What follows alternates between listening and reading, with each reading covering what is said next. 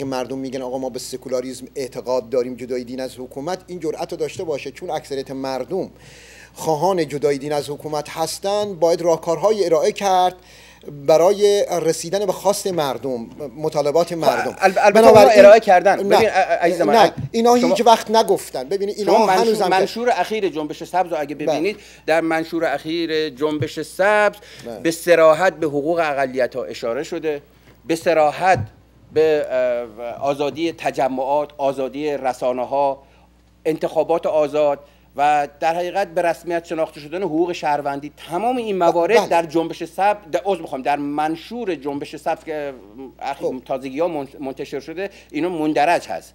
اصلا حرف من این نیست. ببین اینا حقم دارن. گفتم طبق قانون مجازات اسلامی براشون مشکل ایجاد میشه، حکم اعدام برای اینها میدن، اما شرایط به نحوی است چون اکثر روشنفکرای جامعه بیرون از مرز زندگی میکنن، در نتیجه اینها حتی نتونستن داخل کشور مثل موسوی و کروبی رو درک کنن، تا چه برسه که مردم داخل کشور چون از درون نظاره‌گر واقعیت‌های جامعه هستن، واقعیت‌های موجود هستند، بنابراین بهتر درک میکنن. این رو باید بدونیم که مردم حتی آقای موسوی و کروبی رو پلی میدونن که اون در پول آزادی و دموکراسی است. مردم باید از این پول که موسوی و کروبی هست بگذرن، به اون آزادی و دموکراسی برسن. این یک واقعیت هست و ما هم از این طرف باید درک کنیم آقای موسوی و کروبی رو و نباید صدامون نسبت به اونها بلندتر کنیم. من بازم به حرف شما رجوع میکنم. شما فرمودید که کسی که میگه آقای موسوی باید بالاتر از این بگه برن داخل کشور، ما حاضریم دنبال رو اینها باشیم. این حرف به جایی است، منطقی است، اما دلیل بر این نیست. این حرفی که میزنی با رهبری که اگه ما یه تعریفی از رهبری وجود داره، این تعریف درست باید ارائه بشه که آیا اینها در قالب رهبری میگنجند یا خیر. بنابراین اینها به عنوان قهرمانان کشور ما هستند که ملت رو درک کردن و ملت هم به یک درک و درایت رسیدن که اینها رو درک کردن با دو تا تفکر متضاد که تونستن به خوبی همدیگر رو درک کنند و به همدیگر راه بدن. اما اونهایی که خارج از کشور اومدند که خیلی ها که نام بردید، اینها در واقع کاسه داغ‌تر از آش شدند و اومدن در واقع برای اینکه خودشون رو نشون بدن، نه در داخل کشور میتونن باشن و نه میتونن اپوزیسیون خارج از کشور رو درک کنن و نمیتونن واقعیت‌های مردم، خواست مردم داخل کشور رو درک کنن.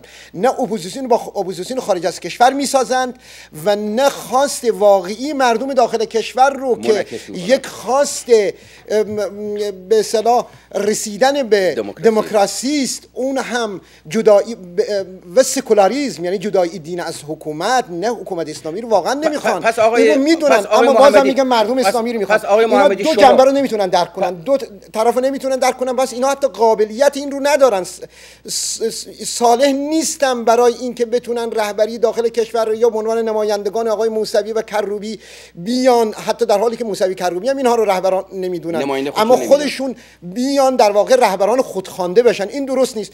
اونهایی که نماینده موسوی و کروبی هستن مشخصند، همه اینها رو میشناسن و خیلی قشنگ دارن میرین جلو، قابل احترام برای همگان هم هستن.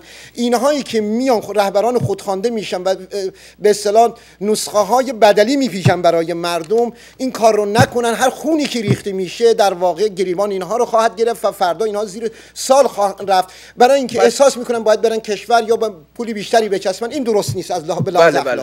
خیلی متشکرم آقای محمدی. من تا اونجایی که از نقطه نظرات هر دوی دوستان عزیز برداشت کردم، نظرتون این هست که آقایون موسوی و کروبی بسیار محترم هستن، بزرگوار هستن، شجاعت به خرج دادن و در حقیقت پرچمدار مبارزه با استبداد ولایت فقیه هستن و با درک محدودیت هایی که آقایون در داخل ایران دارن، ما بایستی محدودیت های اینها رو در نظر بگیریم، ولی در عین حال انتقاداتی نسبت به افرادی که به قول آقای محمدی رهبران خودخوانده جنبش سبز در خارج از کشور خودشون رو معرفی میکنن، نسبت به اونها انتقادات بسیار وارد هست، چون اونها در فضای آزادی هستن که میتونن اون خواسته های واقعی جنبش سبز رو منعکس بکنن و در حقیقت کوتاهی میکنن. حالا دلیلش رو خب آقای محمدی تا حدودی توضیح دادن.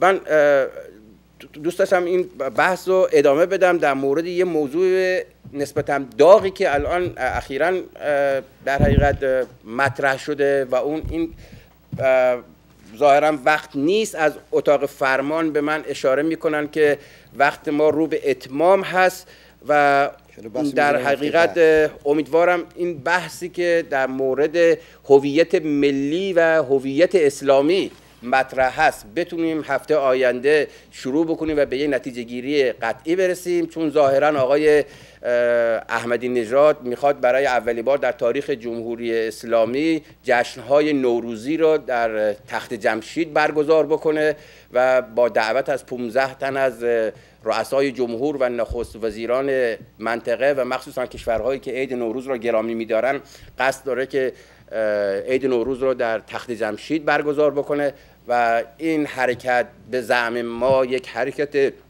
عوام فریبانه هست که نشون دهنده این هست که جمهوری اسلامی چنان از مشروعیت تهی شده که حتی اون نمادها و سنن ملی ما را که به مدت 32 سال باش خصومت ورزیدند ناچار شدند که به اونها، به اون سنن ملی ما و در حقیقت به هویت ملی ما آویزون بشن که بتونن مشروعیت نداشته خودشون رو جبران بکنن. امیدوارم در هفته آینده فرصتی باشه که مهمانان دیگه‌ای هم داشته باشیم در برنامه و این موضوع رو در کنار سایر موضوعات روز بشکافیم و بتونیم یه تحلیل روشنی از این موضوع خدمت بینندگان عزیز ارائه بکنیم.